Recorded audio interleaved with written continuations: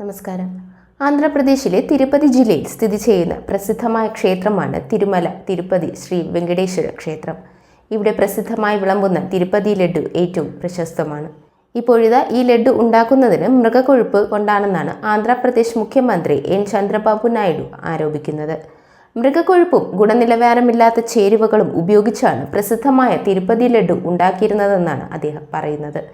കൂടാതെ YRS കോൺഗ്രസ് നേതാവ് ജഗൻമോഹൻ റെഡ്ഡി മുഖ്യമന്ത്രി ആയിരുന്ന കാലയളവിലാണ് ഇത്തരത്തിൽ നെയ്യിന് പകരം മൃഗക്കൊഴുപ്പ് ഉപയോഗിച്ചതെന്നുമാണ് നായിഡുവിൻ്റെ ആരോപണം. ജഗൻമോഹൻ റെഡ്ഡിയുടെ നേതൃത്വത്തിലെ YRS കോൺഗ്രസിൻ്റെ ഭരണസമയത്ത് തിരുമല ലഡ്ഡു ഗുണനിലവാരമില്ലാത്ത ചേരുവകൾ ഉപയോഗിച്ചാണ് നിർമ്മിച്ചത്. അവർ നെയ്യ് ഉപയോഗിക്കുന്നതിന് പകരം മൃഗക്കൊഴുപ്പാണ് ഉപയോഗിച്ചതെന്നും അദ്ദേഹം ആരോപിച്ചു.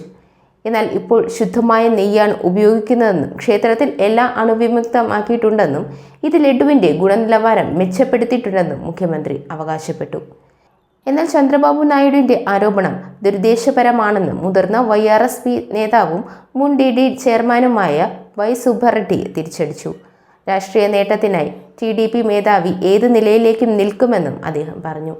അതേസമയം നായിഡുവിൻ്റെ പരാമർശം ക്ഷേത്രത്തിൻ്റെ പരിശുദ്ധിക്കും പവിത്രതയ്ക്കും കോടിക്കണക്കിന് ഹിന്ദുക്കളുടെ വിശ്വാസത്തിനും കോട്ടം വരുത്തിയിരിക്കുകയാണ്. തിരുമല പ്രസാദത്തിനെ കുറിച്ചുള്ള അദ്ദേഹത്തിൻ്റെ പരാമർശങ്ങൾ അങ്ങേയറ്റം ദുരുദ്ദേശപരമാണ്. ചന്ദ്രബാബു നായിഡുവിൻ്റെ ആരോപണം ഏറെക്കുറെ ചർച്ചയാവുകയാണ് ഇപ്പോൾ.